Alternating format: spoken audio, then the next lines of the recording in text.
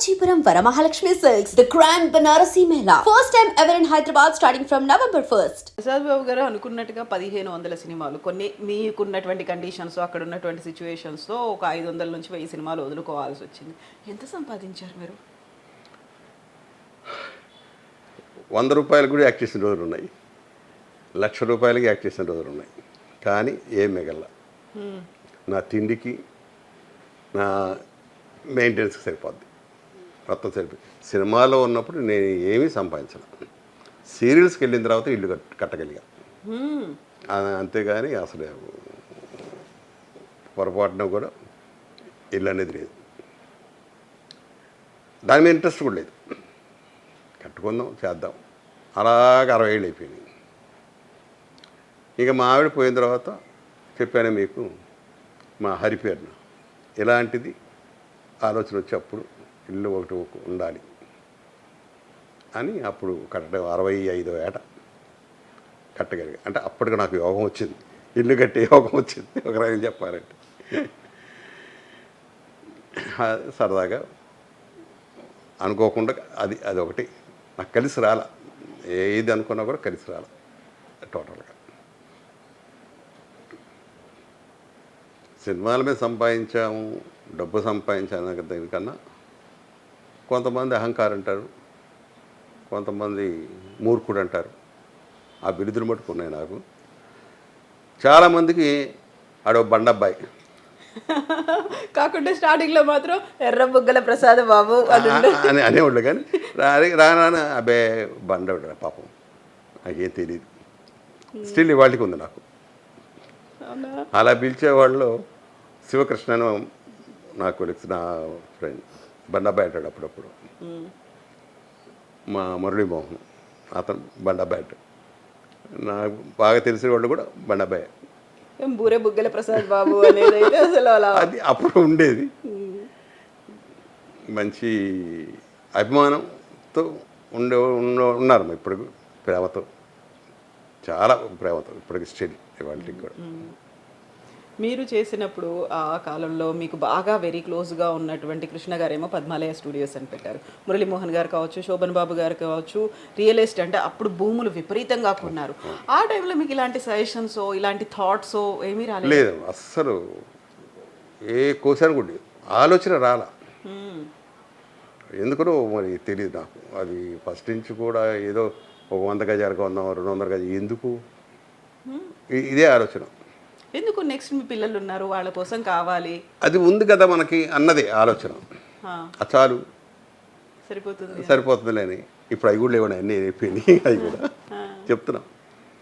ఆ చిన్న ఆలోచన ఎందుకు ఫస్ట్ నుంచి నాకు ఆ భూముల మీద కానీ ఎందుకు ఫస్ట్ చూసాను నేను ఆ భూములన్నీ ఇండస్ట్రీగా రాకముందే చూసా.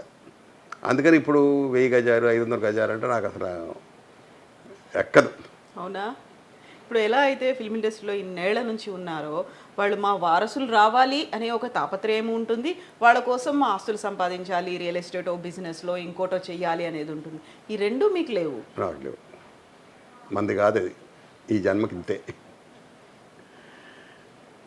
కొంతమంది నేనేమంటానంటే బాకీ రుణం, ఎవరికో రుణాలు ఉన్నాయి, అందుకే వాళ్ళు రాత్రి బోళ్ళు అలా కష్టపడుతున్నారు ఇలాగ అనుకుంటాను నేను మనసులో. ఆ రుణాలు తీర్చేసిన తర్వాత ఎవరూ తీసుకెళ్ళం, అందరం ఇక్కడ వదిలేయాల్సిందే. మొన్న ఫ్లైట్ ఏంటమ్మా, ఒక్క క్షణం ముందు ఎవరన్నా ఊహించారా? ఆ అరుపులు అవి వింటుంటే నాకు 2 రోజులు నిద్ర కూడా పట్టట్లేదు. అయ్యి ఆ సౌండ్ వినిపిస్తున్నాయి. ఆడు పెట్టే మాయలో నేను పడకుండా పక్కకు వచ్చా. ఆ మాయలో పెట్టేస్తాడంతే. అక్కడే గిరిగీసుకొని ఉంటాం. ఎంత తీసుకెళ్ళిపోతాం, ఎంత మనం ఉంచేసుకుంటాం. మనిషికి ఎంత కావాలమ్మా? ఒక మనిషికి 1 కోటి రూపాయలు, నాకు తెలిసి 10 లక్షలు హ్యాపీగా బతకచ్చు. 1 కోటి రూపాయలు తర్వాత ఏం చేసుకుంటుంది దాన్ని? పెద్ద పెద్ద బంగళాలు, కార్లు, స్థలాలు, వాళ్ళ కోసం షేర్ మార్కెట్లు, బ్యాంక్ బ్యాలెన్స్లు, ఇవి కాదా? అవసరం లేదా? అక్కర్లేదమ్మా. ఎవరు బతుకుతున్నారు ఆ ఇళ్లలో? గుర్ఖాలు, మేనేజర్లు, పనోళ్ళు, అంటే వీళ్ళందరికీ బాకీ వాళ్ళు. వీళ్ళందరికీ బాకీ, ఏ జన్మలో బాకీ. పక్కన సెక్యూరిటీలు, నల్ల డ్రెస్ వేసుకున్న వాళ్ళకి వీళ్ళందరికీ బాకీలు. మరి ఆ బాకీలన్నీ తీర్చుకుంటున్నారు. ఫామ్ హౌస్లు కట్టుకోవాలి, రిసార్ట్లు మెయింటైన్ చేయాలి, వీకెండ్లోకి వెళ్ళాలి. మన ఇంట్లోనే కదా మా అన్ని రిసార్ట్. అక్కడ దాకా ఎందుకు వెళ్తా ఉన్నావు? నువ్వు ఎంజాయ్ చేయాలి ఇంట్లో చేయి. ఒక డైనింగ్ టేబుల్ చాలు, 2 అడుగుల్లో డైనింగ్ టేబుల్ చాలు. దాని మీదే మనం పెట్టుకుని తింటాం. అక్కడికి వెళ్ళినా అక్కడేగా. నువ్వు వెళ్ళిన బాత్రూమ్లకే వాడు వెళ్తాడు, అక్కడేగా స్నానం చేస్తాడు. ఉంటే స్విమ్మింగ్ పూల్ ఉంటుంది. ప్రశాంతమైన వాతావరణం కావాలి, వెకేషన్కి వెళ్ళాలి. వేస్ట్ అమ్మా, ఎన్ని పిచ్చి ఆలోచన అంట. నా దీంట్లో క్రిమినల్గా తగలేటవి డబ్బు. అది మంచి పనులు బోల్డ్ ఉన్నాయి. అనాథ పిల్లలు ఉన్నారు, ఓల్డ్ హోమ్స్ ఉన్నారు.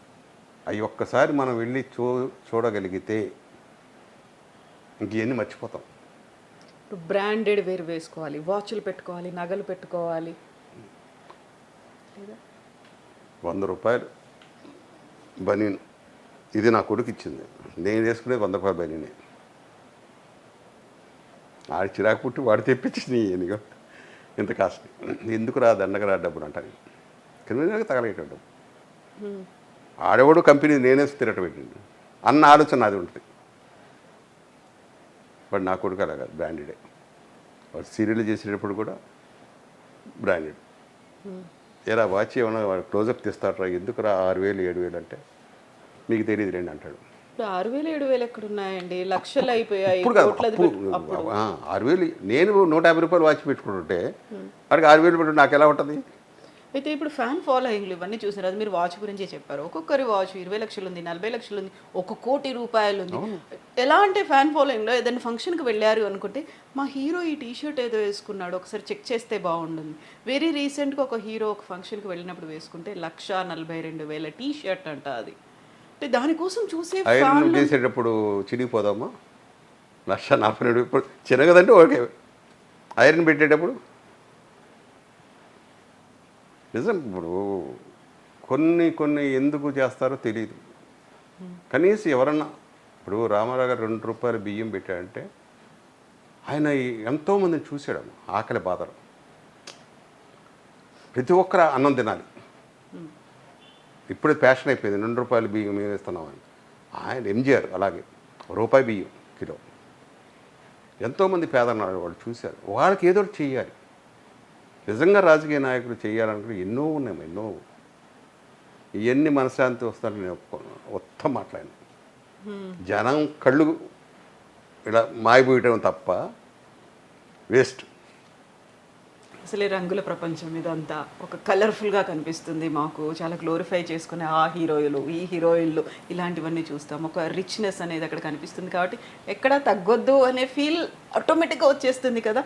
నన్ను 1 కోట్లాది మంది చూస్తున్నారు, నాకు ఇంతమంది ఫాలోవర్లు ఉన్నారు, సోషల్ మీడియాలో ఇంతమంది తెర మీదే కదమ్మా. ఆ టైప్కి వచ్చిన వాళ్ళు మీరు ఒక్కసారి అబ్జర్వ్ చేయండి. రజనీకాంత్ మామూలు చొక్కా, మామూలు లుంగి, 100 రూపాయలు 150 రూపాయలు, అంతకన్నా మించి ఉండదు.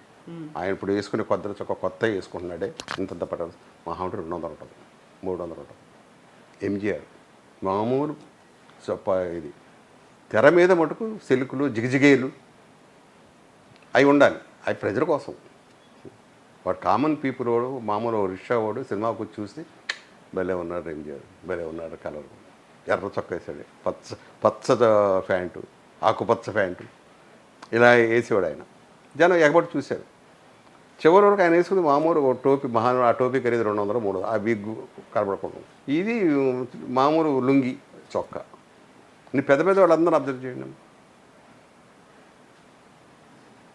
రామారావు గారు లాస్ట్లో ఆయన మరి కాషాయం బట్టలు వేసుకున్నారు, తర్వాత కొంచెం వైట్ డ్రెస్ వేసుకున్నారు. అలా ఉంది ఒక నాగేశ్వర గారు. ఆయన కద్దరు చొక్కా, కద్దరు పంచి, అది 2,000 3,000 అప్పట్లో ఉండేది. ఒక అలాగున్న అందంగా ఒక అంటే ఆయన లోట్లు పట్ల ఇటు తెలుసు కాబట్టి ఆయన అలాగా అది మార్చుకున్నాడు దాన్ని. ముందు మన కళ్ళు ఆయన జుబ్బా మీద వెళ్తాయి, ఆయన పంచి మీద వెళ్తాయి, పంచికట్టు. ఇలాగ పెద్ద పెద్ద నేను చాలామంది చూశాను.